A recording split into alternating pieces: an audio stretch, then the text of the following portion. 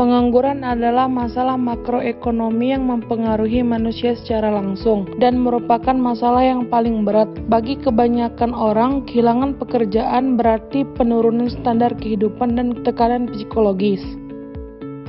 Para ekonom mempelajari pengangguran untuk mengidentifikasi penyebabnya dan untuk membantu memperbaiki kebijakan publik yang mempengaruhi pengangguran. Contohnya, pelatihan kerja dan asuransi pengangguran. Kehilangan pekerjaan, perolehan pekerjaan, dan tingkat pengangguran alamiah. Tingkat pengangguran rata-rata dalam perekonomian yang berfluktuasi disebut tingkat pengangguran alamiah, natural rate of unemployment. Ini bisa dipandang sebagai tingkat pengangguran di mana para ekonom bergravitasi dalam jangka panjang. Beberapa persamaan dasar yang membangun model dinamika angkatan kerja yang menunjukkan apa yang menentukan tingkat alamiah. Di sini ada L sama dengan E plus U. L menjelaskan angkatan kerja, E jumlah orang yang bekerja, sedangkan U jumlah pengangguran.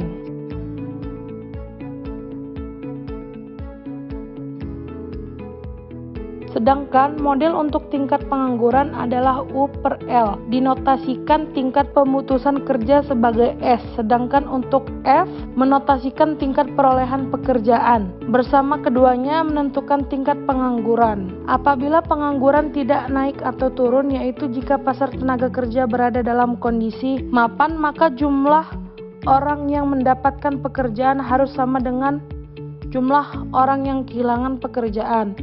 Jumlah yang memperoleh pekerjaan adalah FU dan jumlah orang yang kehilangan pekerjaan adalah SE.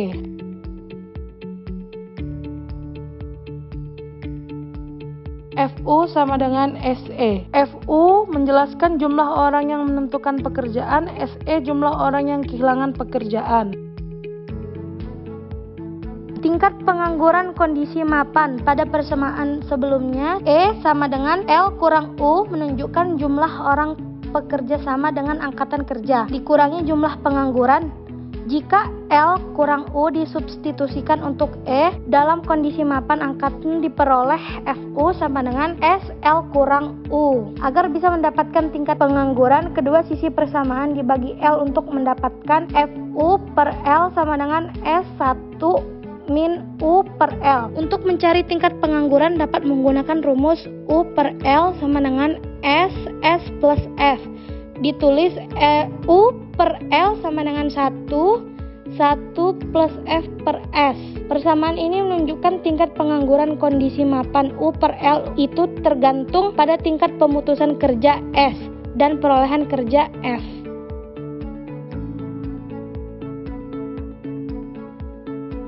Pencarian kerja dan pengangguran friksional.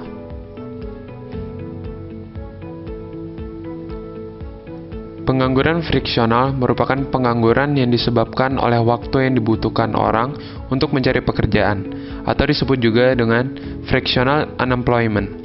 Apabila pasar tenaga kerja berada pada titik equilibrium, maka kehilangan pekerjaan tidak akan menyebabkan pengangguran. Pekerja yang kehilangan pekerjaan akan mendapatkan pekerjaan baru pada upah pasar. Kenyataannya, para pekerja yang kehilangan pekerjaannya membutuhkan waktu untuk mendapatkan pekerjaan kembali, dikarenakan berbagai faktor seperti kemampuan dan karakteristik pekerjaan.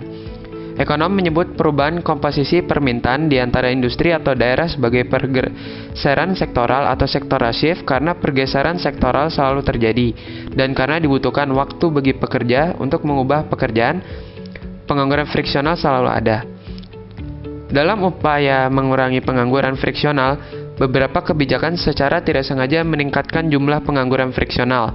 Salah satunya asuransi pengangguran atau unemployment insurance. Pada periode ini, pekerja dapat mengambil sebagian upah mereka untuk periode tertentu setelah kehilangan pekerjaan mereka. Kekakuan upah real dan pengangguran struktural.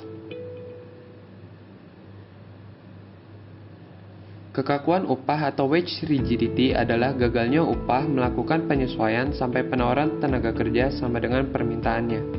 Pengangguran yang disebabkan kekakuan upah dan penjatahan pekerjaan disebut pengangguran struktural atau structural employment. orang menganggur bukan karena mereka tidak bisa menemukan pekerjaan yang paling sesuai dengan keahliannya, tapi karena pada upah yang berlaku penawaran tenaga kerja melebihi permintaannya. Pekerja ini hanya menunggu pekerjaan yang akan tersedia. Undang-Undang Upah Minimum. Pemerintah menyebabkan kekakuan upah ketika mencegah upah turun ke tingkat equilibrium.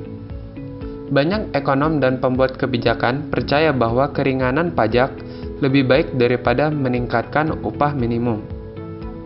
Jika tujuan kebijakan adalah untuk meningkatkan pendapatan pekerja miskin, keringanan pajak pendapatan yang didapat atau Earned Income Tax Credit adalah jumlah yang keluarga pekerja miskin diizinkan untuk dikurangi dari pajak mereka.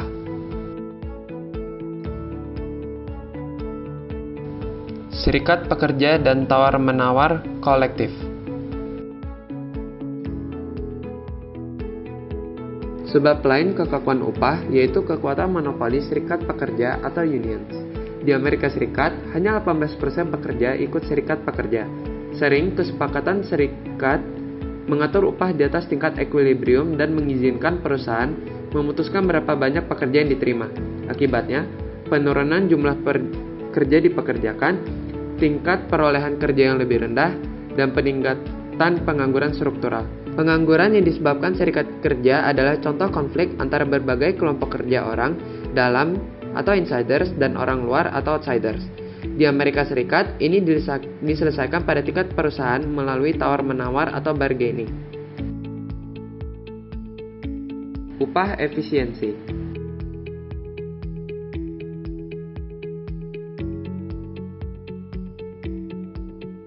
Teori upah efisiensi atau efficiency wage menyatakan upah tinggi membuat pekerja lebih produktif. Meskipun pengurangan upah akan menurunkan tagihan upah perusahaan, itu akan juga menurunkan produktivitas pekerja dan laba perusahaan. Teori upah efisiensi pertama menyatakan upah mempengaruhi kesehatan.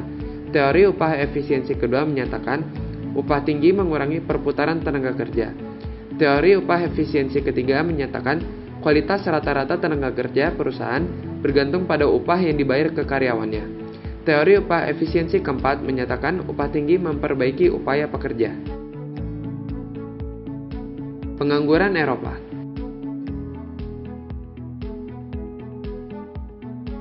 Empat negara Eropa terbesar, Prancis, Jerman, Italia, dan Inggris, mengalami tingkat pengangguran tinggi pada tahun-tahun terakhir. Sebabnya, tak ada yang tahu dengan pasti, tapi inilah teori utama. Banyak ekonom percaya bahwa masalahnya bisa dirunut pada interaksi antara kebijakan berdurasi panjang dan kejutan baru. Kebijakan berdurasi panjang adalah untuk memberikan keuntungan royal untuk penganggur. Kejutan baru adalah turunnya permintaan akan pekerja tak terampil relatif terhadap pekerja terampil karena kemajuan teknologi.